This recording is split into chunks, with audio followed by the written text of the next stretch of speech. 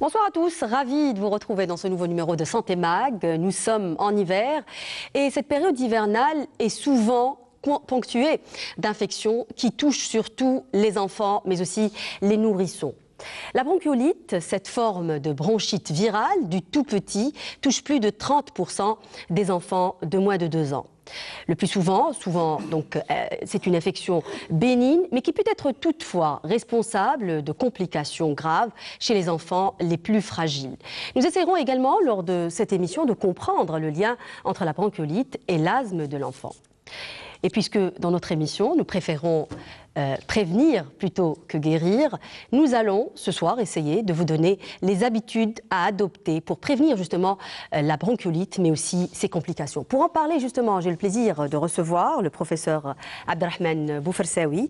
Vous êtes spécialiste en pneumo-allergologie pédiatrique à l'hôpital Baïnem. Bonsoir. Bonsoir, merci de votre invitation. Justement, on est en pleine épidémie de cette pathologie qui est la bronchiolite aiguë du nourrisson. Oui. J'ai le plaisir également de recevoir le professeur Amina Taïbi. Vous êtes spécialiste en chirurgie viscérale, mais vous ne venez pas en médecin. Vous êtes ce soir notre témoin. Je rappelle que vous êtes maman de trois filles. Alors, Neila, 11 ans, Selma, 7 ans et Imen, 5 ans. Les deux dernières ont souffert de bronchiolite lorsqu'elles étaient toutes petites. On va développer tout ça avec vous. Bonsoir. Merci Sarah de m'avoir invitée comme témoin. Merci à vous de venir libérer la parole parce que il faut toujours le rappeler que chez nous, la maladie reste taboue et c'est toujours bien d'en parler parce que commencer déjà à en parler, c'est se mettre sur le chemin de la guérison. Alors, vous le disiez à l'instant, professeur, chaque hiver, la bronchiolite revient avec force, notamment entre la période de novembre jusqu'à mars.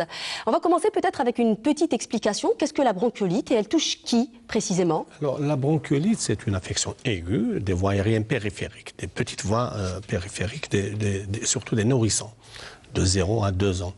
Elle est due à un virus, c'est un virus qui est en cause dans cette pathologie.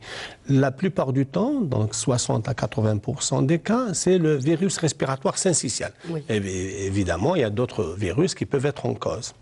C'est une maladie qui commence plutôt en automne, vers la mi-novembre chez nous.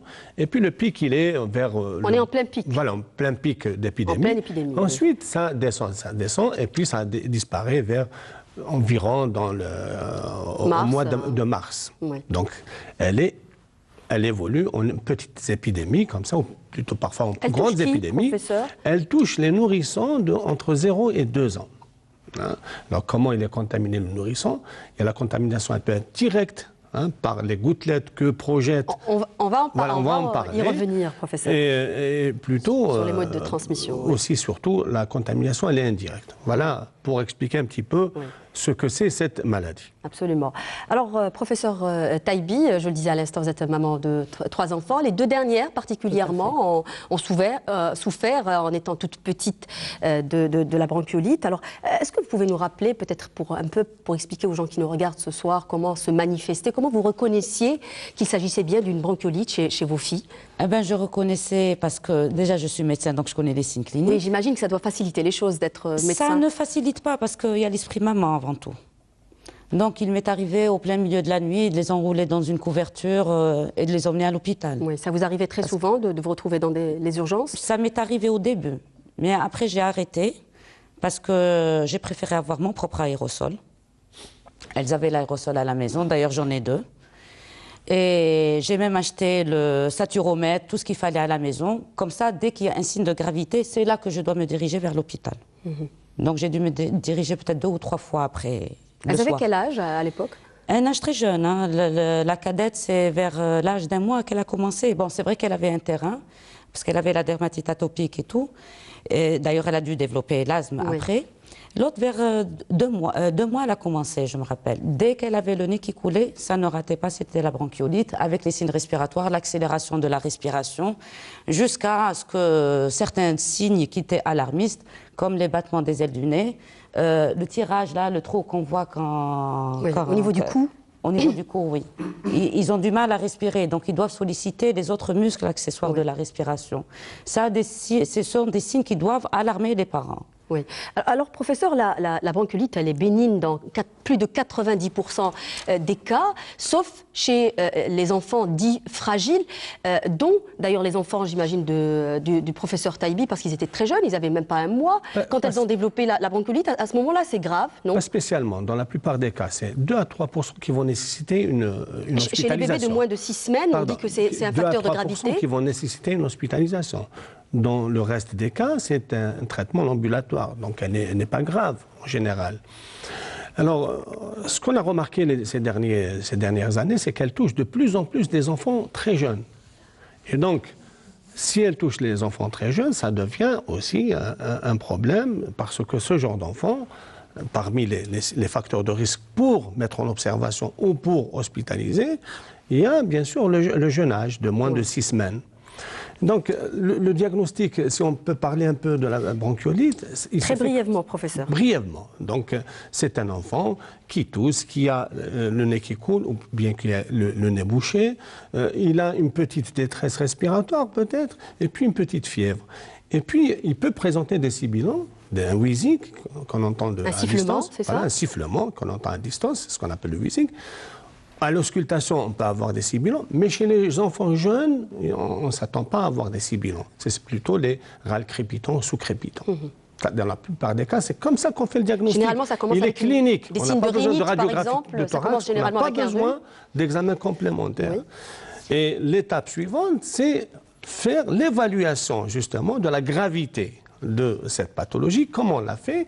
On va rechercher d'une part les facteurs de risque et d'autre part les signes de gravité. Les facteurs de risque, ça appartient au patient, à l'enfant lui-même. C'est le jeune âge de moins de 6 semaines, c'est la prématurité, c'est l'existence d'une pathologie, qu'elle soit respiratoire ou cardiovasculaire ou neurologique sous-jacente, et puis les conditions socio-économiques. C'est ça les facteurs de risque. Oui. Les facteurs de gravité, brièvement, là aussi, c'est la cyanose, c'est la polypnée, c'est-à-dire l'accélération de la respiration de plus de 70 cycles par minute, c'est les signes neurologiques, c'est l'intensité des signes de rétraction, c'est-à-dire du tirage. Oui. Et puis, il y a aussi quand l'enfant présente une déshydratation ou bien qu'il ne prend pas, il prend par exemple moins de 50% de la ration qu'il prend habituellement. C'est-à-dire qu'il n'arrive pas à manger, en fait. Puis, on a parlé tout à l'heure de la saturation du sang en oxygène. Bien sûr, maintenant, ça devient un outil très important pour évaluer la gravité quand la saturation est basse, moins de 92-90%. Là, c'est un signe de gravité. Alors, pour la prise en charge, on en parlera tout à l'heure. Je vais juste vous proposer de regarder un reportage, professeur. Oui. Je suis dans l'obligation de vous interrompre. On va revenir là-dessus, en tout cas. Peut-être pour mieux expliquer, justement, et pour ne pas en arriver là. Voyez ce reportage signé Falid Abdelmousselem. Il revient justement sur le diagnostic, mais aussi sur la prévention de la bronchiolite. Regardez. Infection aiguë des voies aériennes inférieures, la bronchiolite est d'origine virale. Elle touche principalement le nourrisson et le petit enfant. Habituellement, c'est une maladie du nourrisson et surtout du petit nourrisson. Elle est particulièrement fréquente et particulièrement grave chez le nourrisson de moins de 3 mois. Donc, mais on peut l'observer à un âge plus avancé. Mais plus l'enfant est petit, plus c'est grave. Pourquoi? Parce que plus il est petit, plus ses bronches sont petites et plus il a du mal à respirer. Et donc, très très vite, la situation devient dramatique, d'autant plus que le cerveau de ces enfants exige particulièrement une consommation d'oxygène qui est la double de celle de l'adulte.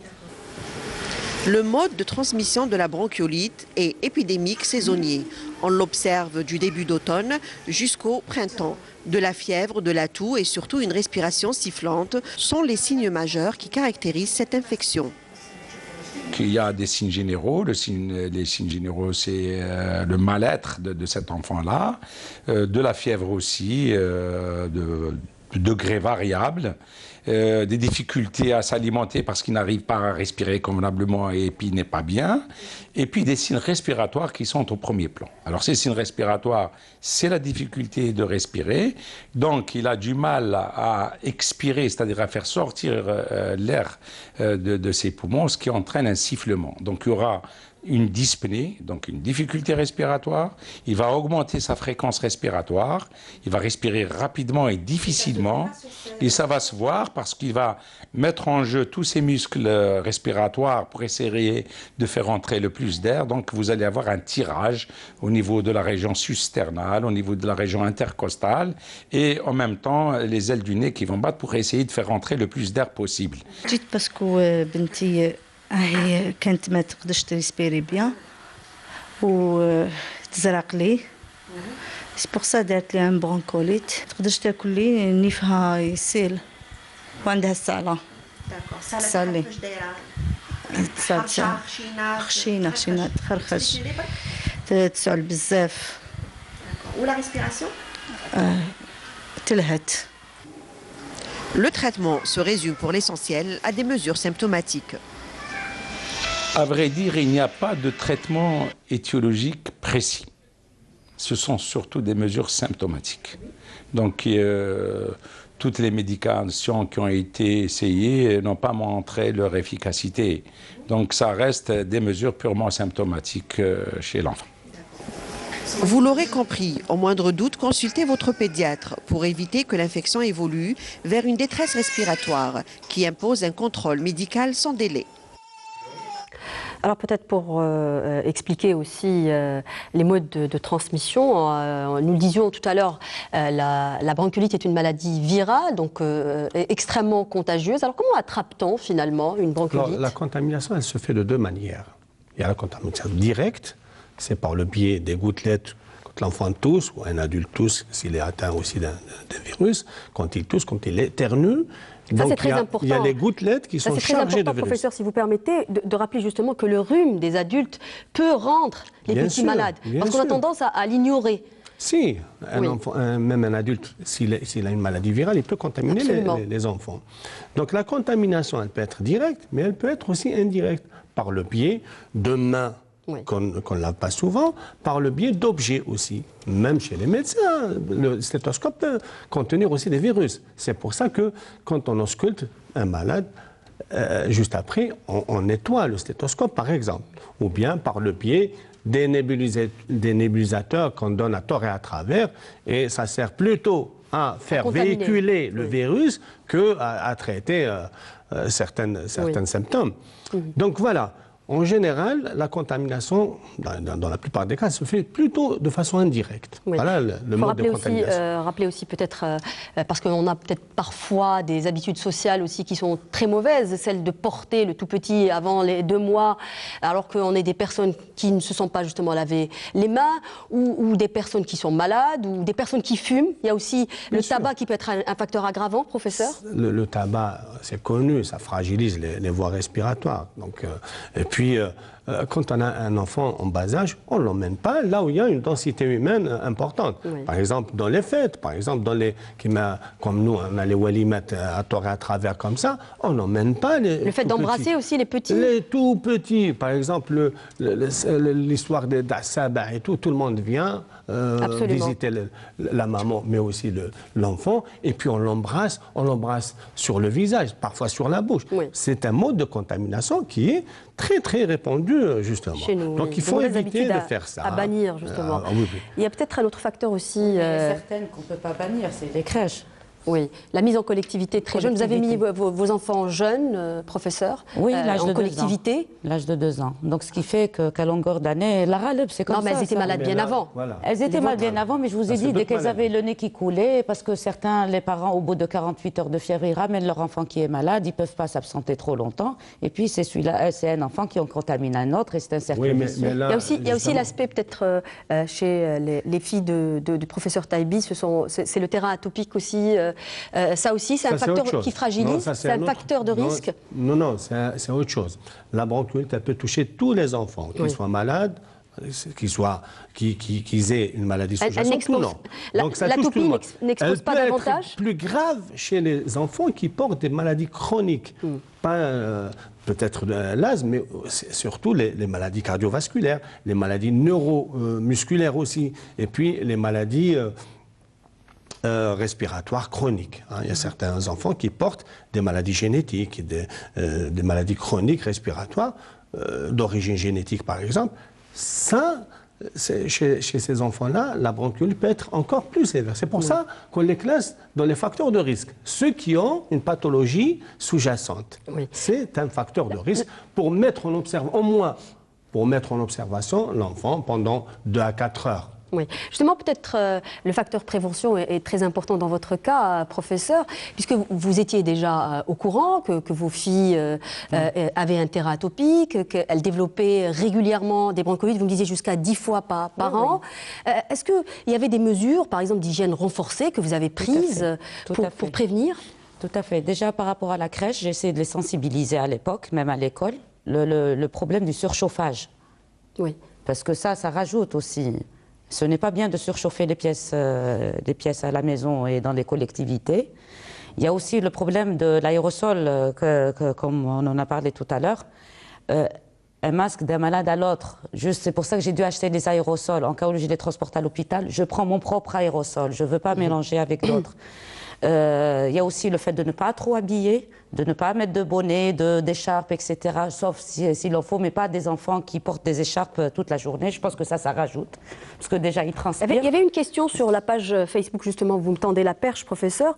Une question sur la page Facebook de l'émission par rapport à la manière dont on habille les enfants. Est-ce que ça a un rapport avec le fait de tomber malade? Non. En général, bien sûr, il y a des mesures à prendre. On a parlé tout à l'heure on parle là de la prévention, c'est ça.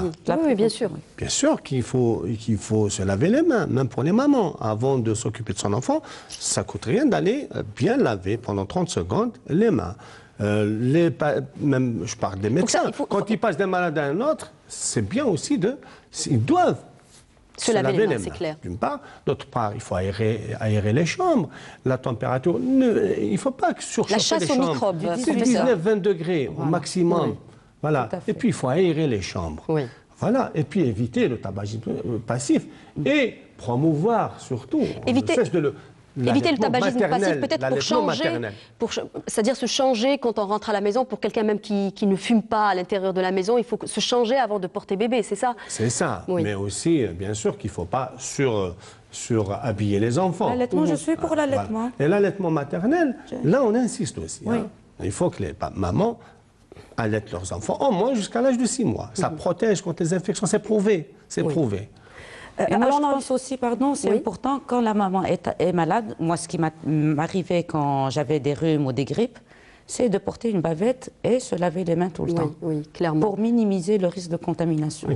Oui, clairement. On le disait tout à l'heure d'ailleurs, quand par exemple pour le rhume des adultes, c'est vrai que ce ne fait pas partie vraiment de notre culture de porter une bavette ou un masque, mais on peut faire un effort lorsqu'il s'agit de ces enfants. Les bavettes. Oui. C'est pas vraiment dans notre culture, professeur, c'est un problème. Mais il faut. Oui, absolument, il le faut. Non, quand on est malade, il ne faut pas aller chez les gens, c'est tout. Et puis la maman, quand elle est malade, bien sûr qu'elle se protège. Non, je parle de ses propres enfants. Voilà. Elle se protège en portant des... Oui, on en a parlé peut-être tout à l'heure brièvement, mais ça serait bien peut-être de revenir. Les premiers réflexes à avoir lorsqu'on a un enfant qui fait une bronchiolite. Peut-être, vous avez parlé du mouchage. Quels sont les autres réflexes à faire? Les mamans ne savent pas la gravité de la maladie. Donc, dès qu'ils voient ces symptômes-là, leur enfant commence à tousser, il a une petite détresse respiratoire. Il faut savoir qu'un enfant de moins de 6 mois ne sait pas respirer de la bouche. C'est très important de nettoyer le nez. Ils vont chez le médecin. Maintenant, le médecin, il constate l'enfant, il l'examine et il fait le diagnostic cliniquement de la bronchiolite aiguë. Maintenant, vous parlez de la prise en charge. Dans la plupart du temps, c'est 97% pratiquement, la prise en charge, elle se fait en ambulatoire. Seulement, alors, comment on évalue? Tout à l'heure, on en a parlé. Il y a les facteurs de risque, il y a les facteurs de gravité. Chez l'enfant qui ne présente ni facteur de risque, ni facteur de gravité, celui-là, il est à traiter en ambulatoire. C'est-à-dire chez soi. Seulement, il y a quelque chose de très important, c'est de faire de l'éducation sanitaire pour les mères, c'est-à-dire leur apprendre comment ils font la désobstruction rhinopharyngée. C'est très important parce que l'enfant, quand il est jeune, il ne sait pas respirer par la bouche. Ça, c'est très important à rappeler. Dès qu'il a le nez bouché, il commence à avoir une détresse respiratoire. Donc il faut bien leur montrer. On met l'enfant sur le côté, on décuplisse latéral sur le côté et on met du sérum salé dans la narine supérieure. Des instillations au sérum physiologique. Sérum physiologique dans la narine supérieure.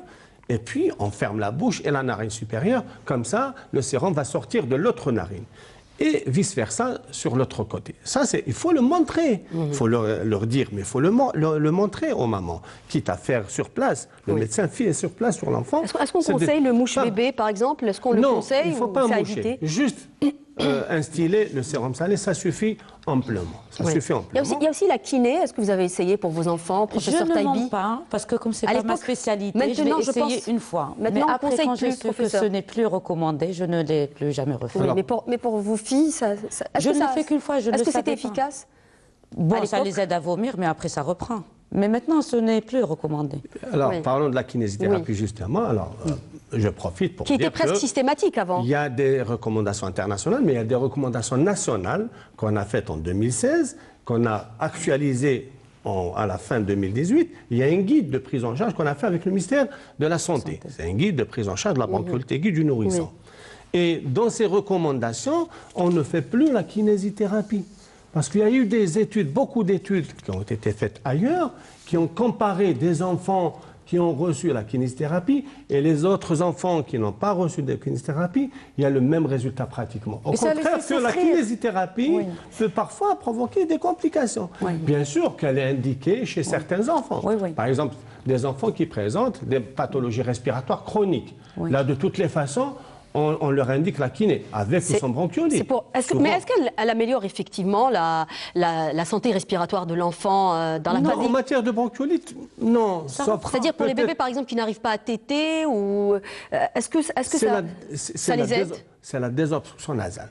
Dès le moment où on fait une bonne désobstruction nasopharyngée, l'enfant respire mieux, il tète mieux. On l'a constaté sur plusieurs enfants. Professeur Taïbi, la surveillance est très importante dans la bronchiolite, étant donné que c'est une maladie qui évolue très rapidement. Vous devez le savoir puisque vous avez souffert avec vos filles. Comment vous faisiez, comment vous procédiez pour surveiller justement le cas de vos filles? Presque. Oui, racontez-nous. Parfois au travail, c'était pas évident aussi. Parce qu'il fallait surveiller les signes de gravité, surtout celle qui est devenue asthmatique par la suite.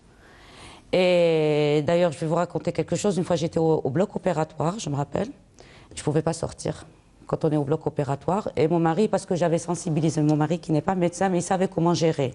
J'ai sensibilisé tout le monde, la crèche, l'école, pour m'appeler en cas d'urgence. Et comme vous savez, au bloc, on ne peut pas répondre. Donc je laisse toujours mon téléphone à l'instrumentiste, au réanimateur, en cas où il y a une urgence. Et là, il avait appelé pour dire qu'il n'arrivait plus à gérer, qu'elle commençait à devenir bleue, etc. À cyanose. Donc, heureusement qu'il avait parlé à la réanimatrice, c'est elle qui avait tout géré avec l'oxygène et tout. Donc, moi, je sais reconnaître les signes de gravité. Comme m'a dit le professeur, il faut savoir reconnaître les signes de gravité et consulter au moindre signe de gravité, pas pour autre chose, et encombrer les urgences pédiatriques de... Alors justement, pour poursuivre pour la surveillance, justement, professeur, il faut revenir régulièrement quand on a un enfant qui a une bronchiolite. Bien sûr, non, c'est-à-dire qu'elle est médecin, elle reconnaît peut-être. Oui, elle est et encore que la plupart des mamans, ils ne savent pas ce que c'est les signes de gravité, comment on les détecte. Alors on leur explique, c'est ça fait partie de l'éducation sanitaire des mères. On leur explique que voilà, votre enfant, c'est pas grave ce qu'il a, vous pouvez le traiter à domicile. Bon, bien sûr qu'il faudra le revoir le lendemain, mais que, attention, il peut y avoir des signes de gravité. Voilà les signes de gravité. Si votre enfant devient bleu, s'il ne prend pas bien son alimentation, il n'arrive plus à s'alimenter. S'il présente des signes neurologiques, l'agitation ou une somnolence, si le tirage devient important, s'il y a un battement des ailes du nez, s'il y a par exemple l'accélération de la respiration qui devient très importante. Là, bien sûr, revenez avant, le lendemain, revenez, on est là, il n'y a pas de souci. Mais c'est au médecin aussi peut-être de dire, professeur, c'est au médecin aussi de dire aux gens de revenir. Quand on a un enfant qui a moins de 2 mois et qui est atteint de bronchiolite, on sait très bien que ça évolue très rapidement. Peut-être que c'est au médecin d'avertir et de dire qu'il faut revenir. C'est ça, il faut leur expliquer. Pour surveiller de près. Qu'est-ce qu'ils doivent surveiller, d'une part. Maintenant, il y a d'autres cas, c'est des enfants qui présentent une bronchiolite aiguë, mais qui ont des facteurs de risque. On les a cités tout à l'heure. Ceux-là, on les met en observation 2 à 4 heures, et on profite justement de cette mise en observation, d'une part pour surveiller les signes de gravité, mais d'autre part pour faire tout cet enseignement, la désobstruction nasopharyngée, leur montrer comment on surveille les enfants, quels sont les signes de gravité. On en profite. Ensuite, s'ils s'améliorent, on peut le faire sortir, il n'y a pas de problème. Oui. Il est dans un cabinet privé, ou là il est dans une polyclinique ou à l'hôpital, on peut le faire sortir. Les autres, si ça grave, on les envoie à l'hôpital pour être hospitalisés. Oui. De toutes les façons, le troisième cas de figure, s'il y a un signe de gravité, qu'il y ait ou non de facteurs de risque, c'est des enfants à hospitaliser. Oui. Et à l'hôpital, si je peux continuer, là aussi, on fait, qu'est-ce qu'on fait? On les observe et on met de l'oxygène. C'est ça le plus important. On fait la désobstruction il faut dire et on met de l'oxygène. Qu'il n'y a pas de traitement à cette maladie, que ça reste un traitement symptomatique. C'est ça, professeur, en un mot? Oui, c'est une maladie virale, donc il faut traiter les symptômes. Oui. Il n'y a pas de traitement contre on va terminer parce qu'il nous reste 2 minutes. Oui. Professeur Taïbi, peut-être justement sur l'évolution de cette maladie. Dans votre cas, vous avez une fille qui est aujourd'hui asthmatique. Oui, asthmatique parce qu'il y a le terrain familial. Oui, familial. Vous ne pensez pas que c'est dû à... Vous pensez que, maintenant avec du recul, vous pensez que vous avez fait tout ce que vous pouviez faire pour prévenir justement? Oui, j'ai tout fait. C'était inévitable. C'était inévitable. Oui. Professeur, alors à quel moment on parle de l'asthme de l'enfant justement? Justement, alors donc, dans le cas de la bronchiolite, c'est la dernière question.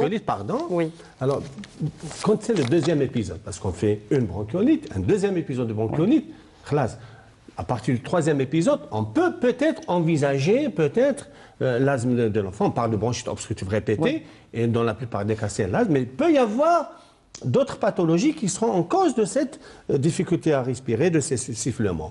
Quand c'est le deuxième épisode de bronchiolite, et chez les enfants qui présentent une atopie familiale ou une atopie personnelle, quand je dis familiale, c'est dans la famille nucléaire, le père, la mère et dans la fratrie. S'il y a un asthme, une rhinite allergique, et c'est tout. Oui. D'accord. Alors là, on fait une tentative de traiter avec les bronchodilatateurs. On donne 3 séances séparées de 20 minutes. À toutes les 20 minutes, on donne du salbutamol avec du sérum salé en nébulisation ou bien dans la chambre d'inhalation. Il n'y a pas de souci.